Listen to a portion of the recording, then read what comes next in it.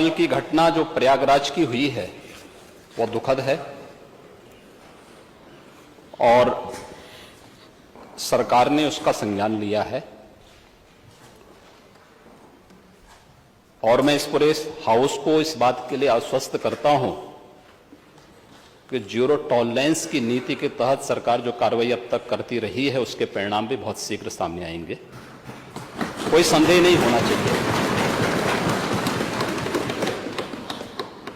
लेकिन जो ये अपराधी हैं, जो ये माफिया हैं, आखिर ये पाले किसके द्वारा गए हैं?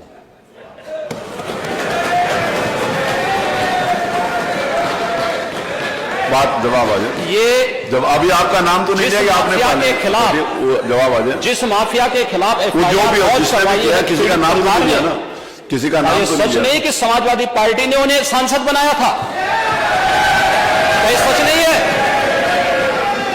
आप अपराधियों को पालेंगे, प्रदेश पार्टी जिस किसी भी पार्टी का रहा हो, बताइए क्या अपराधी नहीं था? किस पार्टी का था? किस पार्टी का था? आप सारे अपराधियों को पालेंगे, उनको माल्यार्पण करेंगे और उसके बाद तमाशा बनाते हैं आप लोग। एक तरफ अपराधियों को प्रश्रय देंगे, उन्हें गले का हार बनाएंगे और दूसरी तरफ फिर दोषारोपण भी करेंगे। मैं उन्हीं पे आ रहा हूं, उन्हीं बातों पे चर्चा करने के लिए आ रहा हूं।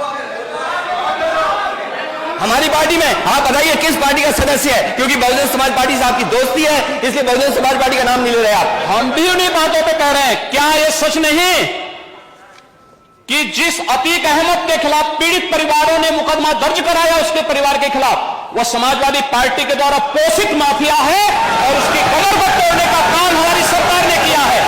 और फिर मैं कहता हूं, इसी हाउस हो रहा हूं, इस माफिया को मिट्टी में मिला देंगे। सरकार किसकी है? तकलीफ में हो, ये माफिया है, इनको मिट्टी में मिलाने का काम करेंगे। अपराधी आप क्या है? अपराधी आप क्या है? ये चीजें नहीं हो सकती। आप क्या है? नहीं सुनेंगे इनकी बात। ये तो आप जानते हैं, आपको कहना चाहिए था। ये तो अध्यक्ष महोदय, ये पेशेवर माफिया और अपराधियों के सरपरस्त हैं और ये लोग लगातार यही करते रहे हैं। इनके रग रग में अपराध भरा हुआ है।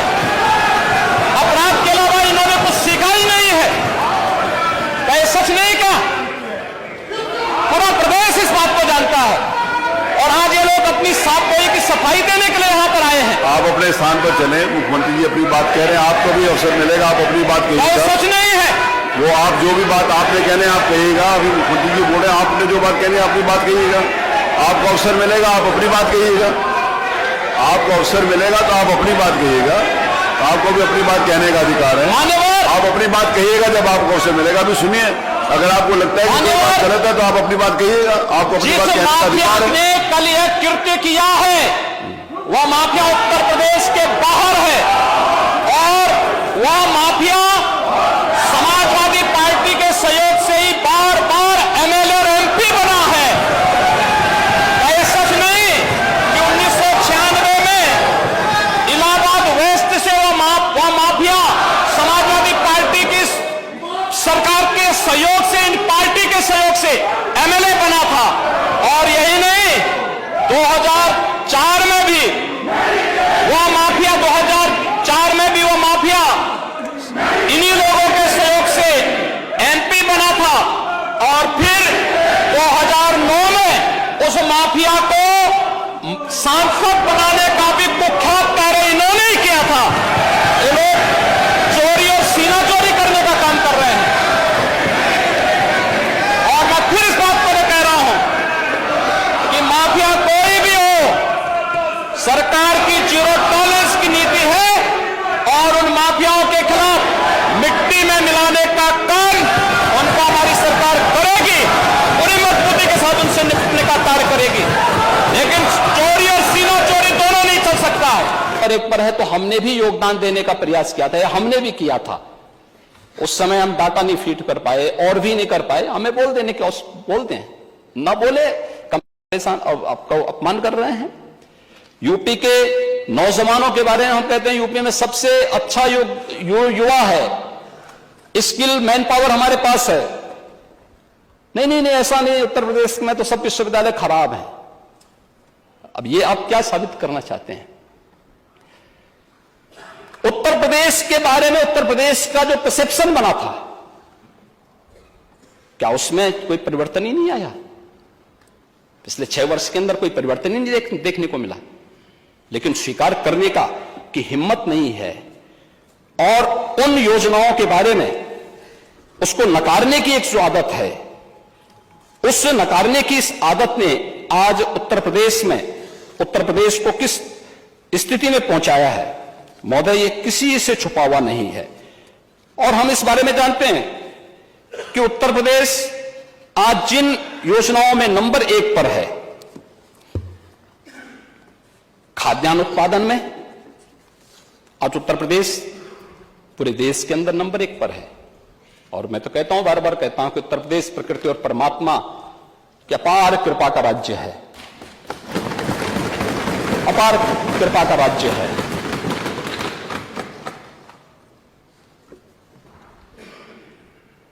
देश की कुल कृषि योग्य भूमि की 11% भूमि हमारे पास है, लेकिन उत्पादन हम करते हैं इसमें 20% खाद्यान्न का उत्पादन करते हैं। उत्तर प्रदेश की उपलब्धि है। आज यहां पर खाद्यान्न उत्पादन में गेहूं है, आलू है, मटर है, आम है, आंवला है, दुग्ध उत्पादन है, उत्तर प्रदेश नंबर 1 पर है। कह रहे थे कि आप अकेले क्यों कर रहे थे? भाई मैं तो अकेले ही हूं, और अकेले ही आया हूं, और अकेले ही जाना है। मैं तो अकेले ही जाता महोदय। हाँ, मॉल में भी जाते, नहीं बॉल नहीं, मैं यही कह रहा हूं। लेकिन ये कैसे खेलते थे, इसका मैं एक समाचार पत्रों को देख रहा था। मैंने कहा नेता विरोधी दल बहुत बड़े खिलाड़ी होंगे, तो हो सकता हम इनका नाम किसी पुरस्कार के लिए भेज दें। भाई यूपी के किसी खिलाड़ी को मिले तो हमारे लिए तो ये बहुत अच्छी बात होनी चाहिए। हमने अभी तमाम खिलाड़ियों को नौकरी के दिए। अभी याद करिए, हमने एक अभी नायब तहसीलदार बनाया, यादव हुनर का, अच्छा खिलाड़ी है यूपी का। हमने भेदभाव नहीं किया, वो योग्य था।